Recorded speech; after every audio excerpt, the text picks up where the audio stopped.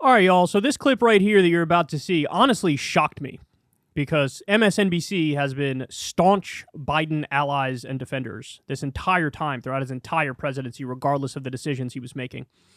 Well, now, Joanne Reed is actually going to do a really interesting and detailed and good segment here about the comparisons of Joe Biden to LBJ.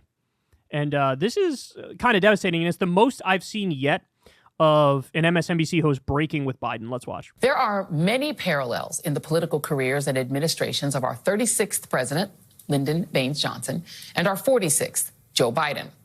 Both were elected to serve in Washington at a young age and rose to become influential senators, with Johnson becoming majority leader and Biden chairing important committees, Senate Judiciary and Foreign Relations.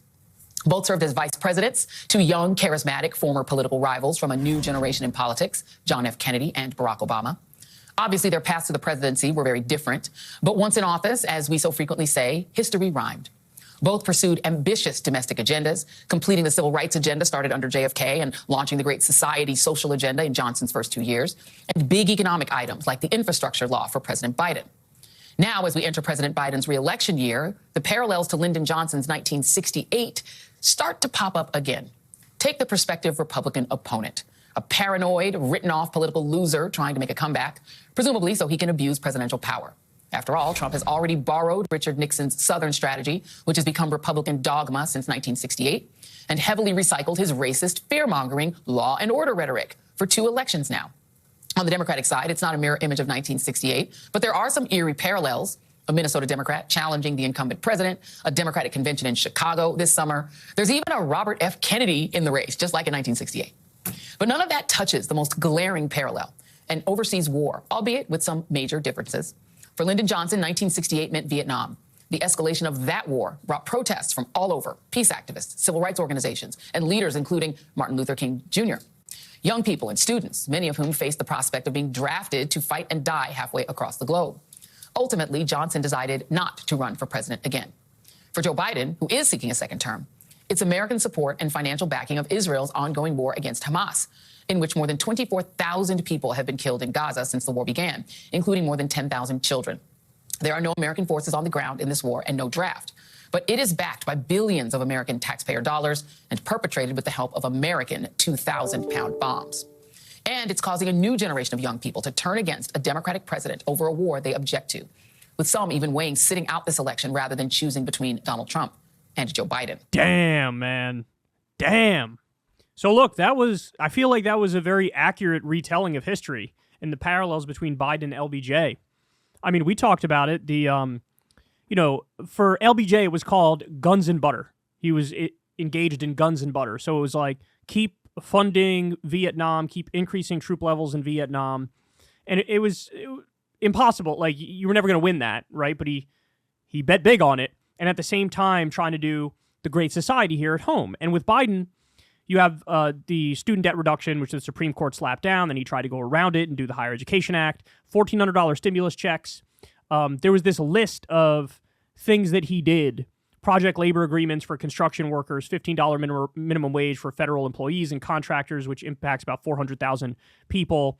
You have adding 800,000 manufacturing jobs, the CHIPS Act, the 15% corporate minimum tax rate, where you're making corporations pay more, the NLRB rules, which increase unionization, funding Obamacare, $64 billion more. Like, there's a number of things that were done domestically with the Inflation Reduction Act, all these green jobs that are being created, where it's like, okay, domestically, not bad. Better than Obama, better than Bill Clinton, certainly better than Trump. But it's like on foreign policy now, backing Netanyahu as he does a genocide in Gaza, the coalition is just falling apart. The coalition that got him elected in 2020 is absolutely falling apart. And he doesn't realize that, like, that's what's happening, bro. That's what's happening. And so now you're at a position where even an MSNBC host is like, hey, dog, this is looking a lot like LBJ, and we know what happened then. Like, your ass should probably, like, step aside. Because as long as you keep down this path on foreign policy, you're lighting your own chances on fire. And the parallels are even more than I realized. She made a couple interesting points there about RFK and about Minnesota Democratic challenger and about the DNC being in the convention, going to be in Chicago and all this. I was like, whoa, I didn't realize all of the parallels. I knew LBJ and Biden had some parallels there, but this is like history repeating itself type parallels. So when even the MSNBC host is admitting, look, your coalition is falling apart, and it's falling apart largely because of what you're doing in the Middle East, specifically with Arab voters and Muslim voters. I mean, you're going to lose Michigan over this. Then that's it. Well, I don't know how else to get it across to Biden. You know, if even Joyanne Reid is saying this. By the way, she's been a lot better on Palestine than I expected. She's actually been pretty good on Palestine. I'm surprised that MSNBC hasn't already sat her down and said, "No, you're going to sit out the rest of this," because we know what happened with Mehdi Hassan. We know what happened with Ali Velshi and all the Muslim hosts who, Ayman, all the Muslim hosts who were kind of critical of Israel. It's like they kind of get sidelined at a certain point. So I'm surprised they're letting her still go here. But look, this is a warning. And when MSNBC is warning the president, who they've been sycophantically in the pocket for, that's when you know things are really, really bad. Hey, y'all, do me a favor and like and subscribe. It helps out big time in the algorithm. Click the bell as well for notifications when videos drop, and watch that video on screen right now. You know you want to.